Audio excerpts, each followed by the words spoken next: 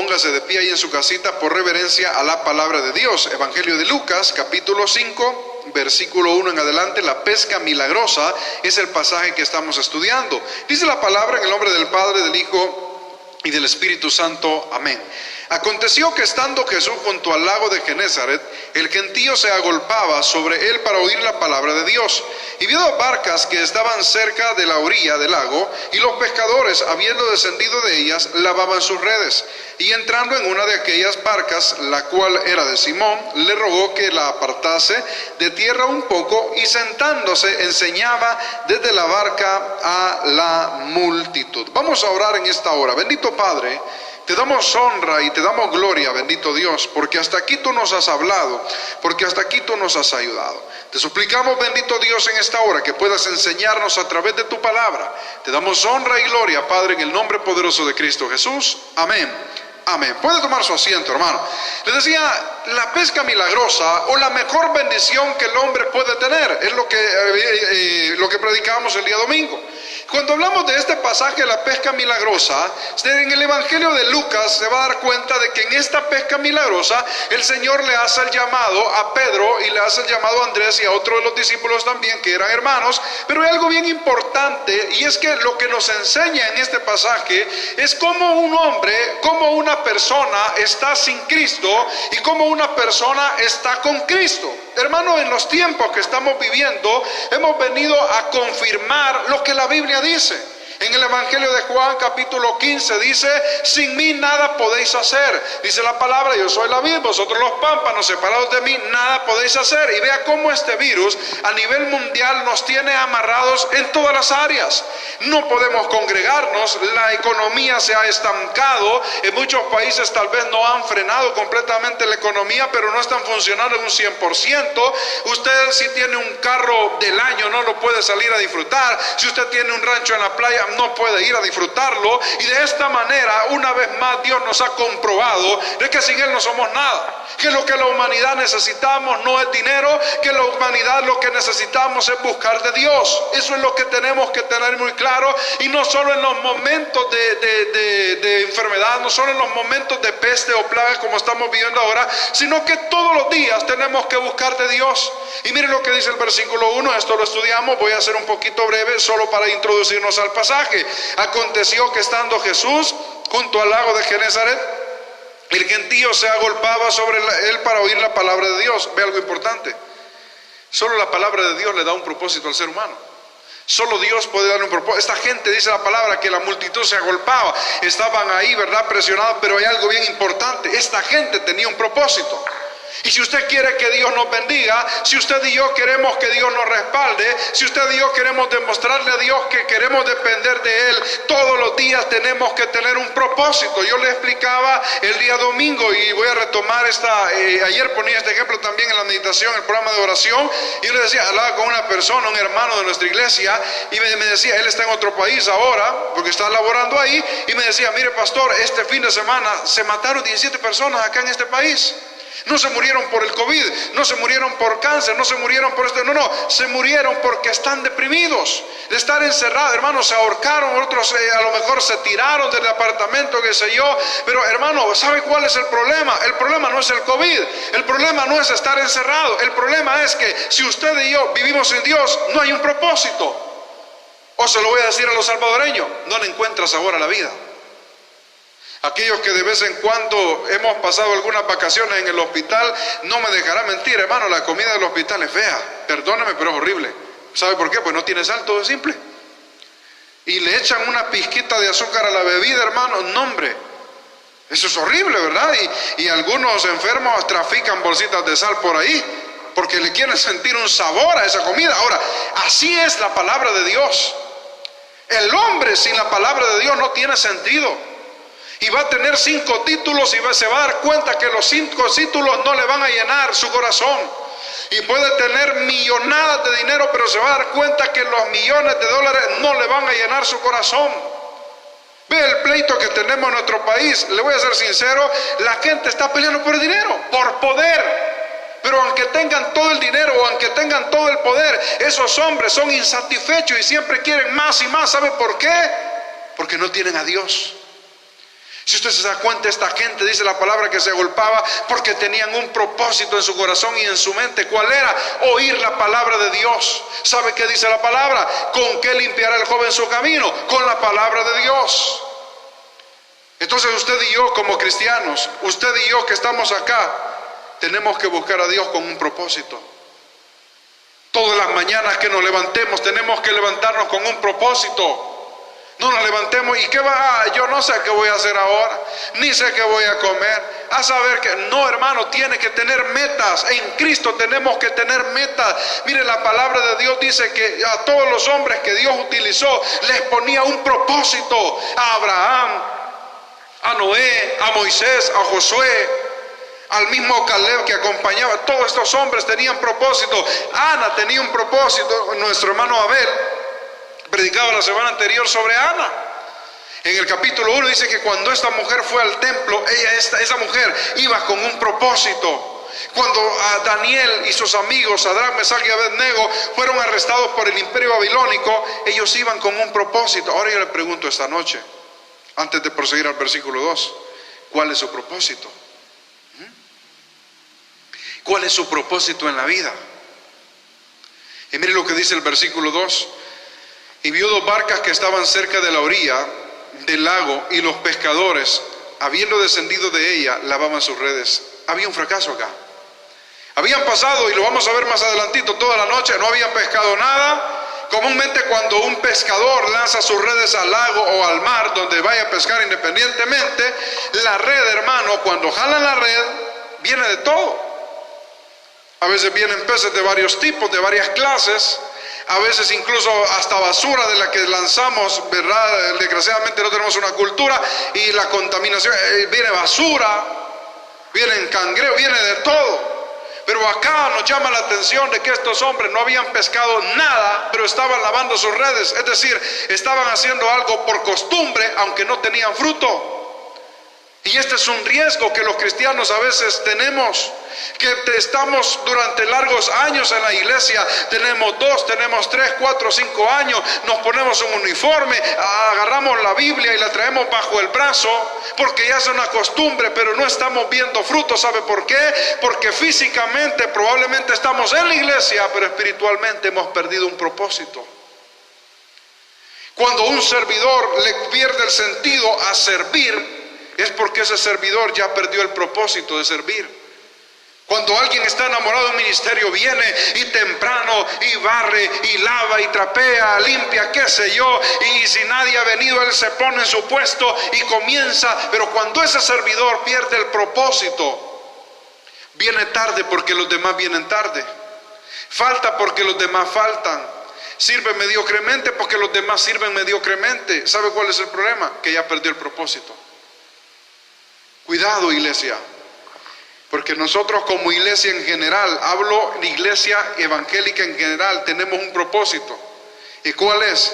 Que cada día tenemos que buscar la santidad para cuando Cristo venga estar preparados. Pero ¿sabe cuál es el problema de la iglesia actual? Que hemos perdido ese propósito. Y andamos perdiendo el tiempo en tanta cosa, y andamos, miren, nuestro país ya el otro año, ya vienen las elecciones, viene un periodo de elección. Y discúlpeme lo que le voy a decir, me voy a anticipar. ¿Cuántos pastores vamos a perder el propósito? Y en los púlpitos, en vez de estar un pastor predicando, va a estar un ladrón hablando. Digo, va a estar alguien ahí, alguien candidato hablando. Porque perdimos el propósito. Aunque no me lo crea, y esto es a nivel mundial, no solo crea que en nuestro país pasa. He hablado con muchos hermanos que viven en otros países y me dicen: no, pastor, si esto también aquí se da. Los pastores se venden por una ayuda, los pastores se venden porque le van a regalar una cafetera para la iglesia. ¿Sabe cuál es el problema? Que hemos perdido el propósito como iglesia. No se nos tiene que olvidar que uno de los mayores propósitos de cristiano es adorar, agradar y servir a Dios durante todos los días de su vida. Y mire lo que dice el versículo 3, vamos a entrar en esta noche al pasaje que corresponde. Y entrando en una de aquellas barcas, la cual era de Simón, le rogó que la apartase de tierra un poco, y sentándose enseñaba desde la barca a la multitud. Fíjese algo bien importante. Dice la palabra que cuando Jesús llegó a la orilla de este lago de Genesaret, dice la palabra que él observó que la multitud estaba ahí. Entonces él necesitaba algo para dirigirse a las personas, porque si se quedaba, la gente lo presionaba. Y vio una oportunidad, vio una barca que era de Simón Pedro, ¿verdad? Este hombre que adelante va a recibir el llamado de Dios. Y dice la palabra que sentándose enseñaba. Algo bien importante. Si usted se da cuenta en el versículo 3 dice, ponga atención a esto. Y entrando en una de aquellas barcas, la cual era ¿de quién? De Simón, le rogó que la apartase. ¿A quién le prestó la barca? A Pedro. O en este caso Simón, todavía no había cambiado el nombre. Es decir, Pedro tenía barcas, tenía redes, tenía empleados, tenía compañeros de trabajo, pero no tenía a Cristo. En una de esas llega Cristo, mira las barcas y le dice, Simón, préstame una. Le rogó, dice ahí, que le prestara una. Entonces viene Simón y le dice, bueno, no hay problema, le presta una barca. Entra un poquito al agua y desde ahí comienza a predicar el Señor. Ahora, la pregunta es, Pedro tenía una barca, Simón tenía una barca para darle al Señor. ¿Qué tiene usted para darle a Dios? ¿Qué tiene? Hay muchas personas que son muy atentas, ¿verdad? Y cuando usted llega a la casa a visitarlos, ellos le ofrecen café, le ofrecen gaseosa, qué sé yo, pan dulce. Es parte de la atención. Cuando uno recibe a alguien, una visita, uno se prepara y barre porque quiere atender a la visita de la mejor manera. Ahora yo le pregunto esta noche a usted, ¿cómo Dios lo va a usar si usted no le está dando herramientas para que lo use? Señor, úsame, llévame a predicar a las naciones. ¿Está leyendo la Biblia? No, es que fíjese que me aburro leer la Biblia. ¿Qué herramienta le está dando a Dios? Señor, yo te pido, Padre, que cuando yo, Señor bendito, cuando esta cuarentena se acabe, y yo, bendito Padre, quiero pedirte que me regales una posición en una empresa y quiero ser gerente general. Pero no estudia, no le gusta estudiar. Entonces, perdóneme hermano, pero ¿cómo Dios lo va a poner de gerente general si usted no le está dando herramientas a Dios? Porque, ¿sabe por qué le menciono esto? Porque si queremos que Dios nos utilice, si queremos que Dios nos respalde, démosle herramientas. Estaba escuchando la otra vez, mire, independientemente, algunos dicen que es mundano, otros, yo me voy al contenido, a lo que Dios hace a través de esta persona. Marco Witt. Alguien podría decir, yo quiero tocar como Marco Witt, yo quiero cantar, pero oiga, ese hombre, aparte de la oración, todas desde los 12, 11 años, él se ha preparado en la música. ¿Sabe cuál es el problema y por qué muchas veces Dios no nos contesta o Dios no nos respalda en ciertas cosas? Porque nosotros queremos que todo por arte de magia. Señor, en el nombre de Jesús yo pido que me des un puesto en un call center, pero no voy a estudiar inglés, Señor. Yo cuando duerma quiero que me metas todas las palabras de inglés ahí. Cuando amanezca voy a amanecer hablando inglés. Dios guarde. Nunca va a pasar, hermano. Póngase a estudiar y Dios le va a preparar y Dios le va a respaldar. Yo hablaba hace unos días atrás, en una de las reflexiones que enviamos a los grupos de la iglesia, la fe implica acción también. Porque fe no es que me voy a quedar dormido y diciendo, bueno, si es la voluntad de Dios, el Señor me va a mandar algo, y si no es la voluntad de Dios, aquí voy a morir. No es así, eso no es fe. Pedro le dio una barca. Ahora lo voy a aplicar de una manera un poquito más personal y espiritual. La barca representa también nuestra vida. Hay una alabanza, por cierto, ¿verdad?, que dice, si tú vas en mi barca, no importa la tormenta, tu mano siempre me ayuda. Algo bien importante, ¿le ha entregado usted su barca a Dios? ¿Le ha entregado usted sus finanzas a Dios?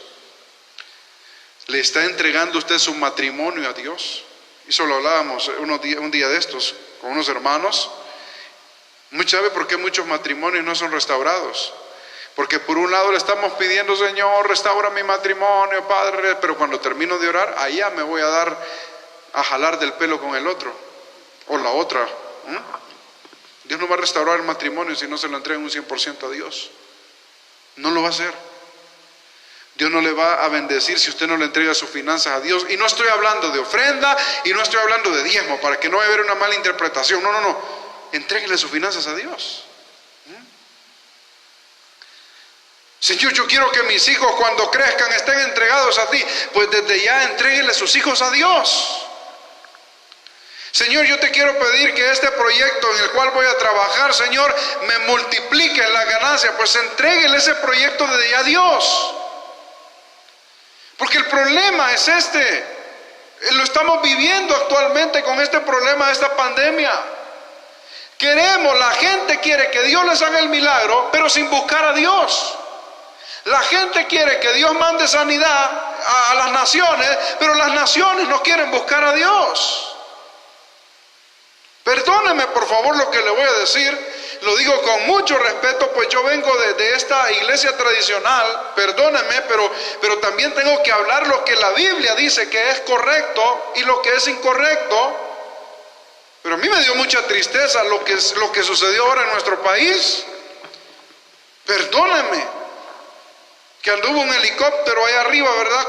Con una figura y que saliera la gente para recibir la bendición. Perdóneme por favor, pero es que la Biblia dice que Jesús es el camino, la verdad y la vida. No, nadie más, hermano. No un sacerdote, ni mucho menos un pastor. Yo solo le decía, Señor, perdona nuestra ignorancia, nuestra falta de conocimiento, perdona nuestra idolatría. Porque aún los cristianos a veces caemos en idolatría. Porque yo podría decir y ponerme así, que allá andan ese muñeco. Pero no, mire hermano, aquí nos vamos parejos. También los cristianos somos idólatras. Y le voy a poner este ejemplo porque ahorita no podemos congregarnos físicamente, ¿verdad? Métete al Facebook vos a ver quién va a predicar ahora. ¿Quién va a predicar vos? Fulano. Ay no, mejor sigamos viendo la película. Por un lado, hay personas que siguen un muñeco y nosotros a muñecos de carne y hueso, mi hermano. Y eso también es idolatría. Ese es el problema. Perdóneme, es duro, pero es la realidad. Y si yo se lo digo de esta manera, es porque yo quiero que usted sea bendecido. Entonces, el problema que tenemos es que queremos que Dios nos bendiga, pero no le estamos dando la barca de nuestra vida. Y quiero decirle que Dios no bendice a control remoto. Dios bendice al que se mete con Él. Acompáñeme por favor al versículo 4. Mire lo que dice. Cuando terminó de hablar, dijo a Simón: boga mar adentro y echad vuestras redes. ¿Para qué dice, hermanos? Para pescar. ¿Se da cuenta? Pero fíjese que aquí hay un principio bien importante para recibir bendición de Dios. Ojo, me voy a ir en orden. Primero, el versículo 1. Tenemos una multitud que llegó ahí para escuchar la palabra de Dios. Hasta ahí estamos bien. Versículo siguiente. El Señor dice la palabra que habían unos hombres que estaban lavando sus redes, aunque no habían pescado nada. Fracaso. Versículo siguiente. Dice la palabra que vino el Señor y vio una barca y le rogó a Simón que le prestara una barca para poder predicar. Viene Simón y le entregó su barca. Entrega. Y vean lo que dice el versículo 4. Cuando terminó de hablar, detengámonos ahí, hasta que terminó su mensaje, hasta que terminó de predicar, hasta que terminó de dar el mensaje de salvación. ¿Sabe cuál es el punto? Queremos que Dios nos bendiga, tengamos prioridades. Y yo le pregunto esta noche, ¿cuáles son nuestras prioridades, hermanos? ¿Cuáles son? No, si es que mire, pastor, para mí mi Dios es primero, si es que mi Dios es especial, si es que yo para mi Dios aquí, si es que no, yo Señor le digo todos los días, heme aquí, envíame a mí. Pero de verdad, ¿es Dios nuestra prioridad en acción o solo en teoría? Y se lo digo por conocimiento de causa. Y usted, yo sé que va a decir, ay, este hermano ya aburre con ese ejemplo, pero es que perdóneme, pero es la realidad.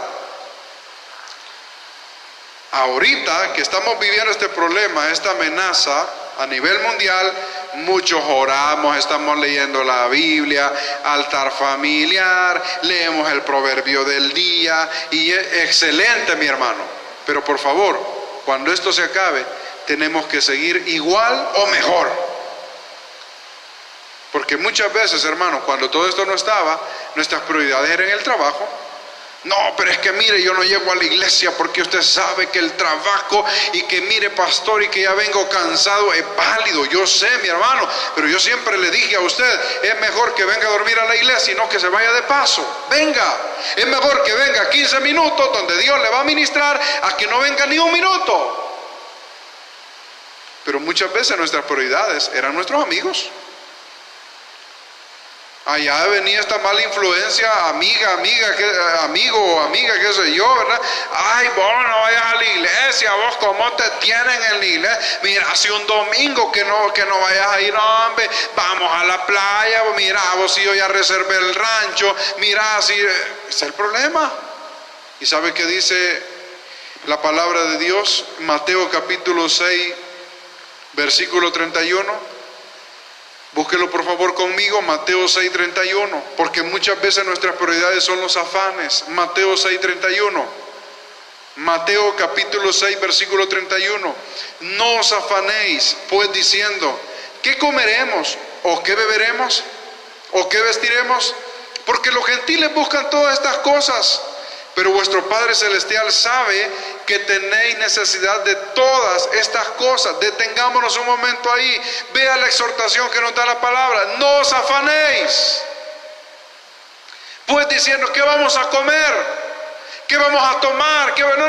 No nos afanemos. Porque dice acá que los gentiles, es decir, aquellos que no conocen de Dios, aquellos que no tienen el temor a Dios, su preocupación ahorita es el dinero. La preocupación de ellos ahorita es, qué sé yo, que no pueden ir a la playa, que ya vienen las ruedas y no van a ir, que pasó Semana Santa y no fueron a pasear y ya vienen otras vacaciones. Ay Dios, estas vacaciones, no. Dice que no nos preocupemos. Y sé que alguno estará preocupado ahorita y dirá, hermano, usted se le oye bien bonito lo que dice, pero ¿y a mí qué me dice que no he pagado la luz, que no he pagado el alquiler? Hermano, no se afane. Con preocuparse usted no va a pagar la luz. Entonces, ¿qué tenemos que hacer? Mire lo que dice el 33. Aquí está la clave. Mas buscad primeramente, el que dice, el reino de Dios y su justicia, y todas las cosas os serán añadidas. Nos vamos a ir uno por uno. Mas buscad primeramente, el que dice, el reino de Dios. Entonces, para que Dios me respalde, entonces para que Dios me bendiga, entonces para que Dios me sustente, entonces para que Dios esté conmigo, entonces para que Dios me dé para pagar la luz, para pagar la renta, para pagar el agua, para comprar los frijoles, para comprar el arroz, para comprar el pollo, para comprar el pan, para comprar las tortillas, para lo que yo necesito, no es afanarme, sino que lo que necesito es buscar el reino de Dios. Y es justamente lo que nuestro Señor Jesucristo hizo. Cuando a él, su mamá le preguntó, hijo, ¿por qué nos has hecho esto? Te habíamos estado buscando durante 3 días, no te encontrábamos, y tú aquí estás en la sinagoga. Jesús le contestó, es necesario que esté en los negocios de mi Padre. Entonces, como cristianos, es necesario que todos los días estemos en los negocios de Dios. ¿Y cuáles son los negocios de Dios? Servirle, adorarle, buscarle en oración. Mas buscad primeramente el reino de Dios. ¿Sabe cuál es el problema, iglesia? Que nosotros los cristianos solo vemos de las nubes para abajo, pero no de las nubes para arriba. El día de ayer nos pasó una experiencia, bueno, no una, realmente muchas, pero le voy a contar una de ellas. El Señor nos mandó a dejar una ayuda donde una persona. Y mire, cuando le llevamos unos granos humildemente, pero de corazón, hermano, iba lo necesario, frijoles, arroz, azúcar, masa, algunos macarrones, pastas por ahí, un aceite. Esta señora comenzó a llorar y dijo, ¿saben qué? Dijo, que justamente ahora yo no tenía nada para comer. Pero ayer yo le clamé a Dios y yo le dije que yo creía en su promesa y que yo no sé cómo, pero que Él me iba a proveer.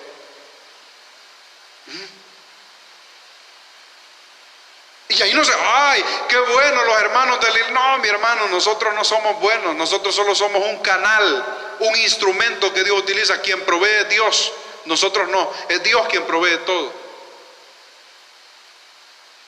Pero ¿sabe qué hizo esta hermana? Primero buscó a Dios. ¿Sabe cuál es el problema de nosotros? Que de último buscamos a Dios. Cuando viene una mala noticia, lo primero que hacemos, buscamos al que está a la par, ayúdame, y el que está a la par nos dice que no puede, vamos a buscar al vecino, y el vecino nos dice que no puede, vamos a buscar al que está más lejos, y el que está más lejos no puede, agarramos el celular, ¿verdad? Y hablamos, y nadie nos ayuda, y cuando nadie, entonces, Señor, por ahí hubiéramos comenzado, hermano. Mas buscad primeramente el reino de Dios y su justicia. Detengámonos un momento acá, porque aquí hay algo también interesante. ¿Cómo puedo buscar la justicia de Dios? O más bien, ¿qué es la justicia de Dios? La palabra justicia de Dios significa que Dios es justo o Dios es igual para con todos. Ojo, ese es un punto bien interesante. Yo quiero que Dios me respalde, yo tengo que ser también una persona justa con todos. ¿Se da cuenta de esto? No lo digo por nuestro país solamente, sino que esto es a nivel mundial. No cree usted que solo en nuestro país pasa. Pero qué tristeza, hermano, que en estos momentos de necesidad hay muchos gobernantes, muchos diputados, hay muchos alcaldes, en otros países se llaman de otra manera, no así. Que la ayuda que le va para las personas, ellos la acaparan todo. Qué triste, ¿verdad? No son justos. No son justos. Entonces, pero nosotros que somos cristianos, tenemos que practicar la justicia. Tenemos que practicarla. Es decir, que si tiene 10 aguacates, por darle un ejemplo, y usted sabe que solo se va a comer 5 y los otros 5 se le van a podrir, ¿por qué no los regala a aquel que lo necesita? ¿Por qué no lo regala? Eso significa ser justo. Ser justo significa de que si a mí el vuelto me lo dieron de más, eso no se llama bendición. Eso significa que tengo que ser justo y devolver lo que me han dado de más. Eso significa. Y mire rapidito porque el tiempo nos está absorbiendo. Mas buscad primeramente el reino de Dios y su justicia, y todas estas cosas os serán, que allí se añadidas. Cuando yo busco a Dios, cuando pongo a Dios por prioridad, cuando pongo a Dios en primer lugar, cuando busco la justicia divina, cuando yo practico la justicia, entonces lo que yo necesito va a venir por añadidura. Y a nivel general yo quiero cerrar una idea. ¿Sabe cuál es otro error que cometemos? Si leemos todo el versículo, ponga atención a lo que dice, mire, mas buscad primeramente el reino de Dios y su justicia, dice, y todas estas cosas os serán añadidas. ¿Sabe cuál es el problema? Para finalizar, que muchas veces, en vez de buscar primeramente el reino de Dios, primero buscamos las añadiduras. Primero buscamos los chunches. Entonces, hermanos, vamos a dejarlo hasta acá por factor tiempo. Lo que la Biblia nos da a entender esta noche es que si queremos que Dios nos bendiga y nos respalde, tenemos que darle prioridad a quien prioridad se merece. Y quien se merece la prioridad de nuestra vida es Dios. Dios no quiere que le demos la sobra de nuestro tiempo. Él quiere ser el primer lugar en nosotros. Dios no quiere que lo dejemos en segundo lugar. Él tiene que ser el primer lugar. ¿Sabe por qué? Porque para Él nosotros fuimos prioridad. ¿Qué necesidad tenía Jesús de morir en la cruz por usted y por mí? Ninguna. Sin embargo, Él no pensó en Él, Él pensó en nosotros. Y por eso murió en la cruz del Calvario. Y sabía que somos imperfectos, Él sabía que somos pecadores, pero aún así no le importó. Y llegó a la muerte por usted y por mí. Es importante que usted y yo ahora busquemos la justicia divina. Busquemos las prioridades. Porque es ahí cuando comienza la bendición. No nos afanemos.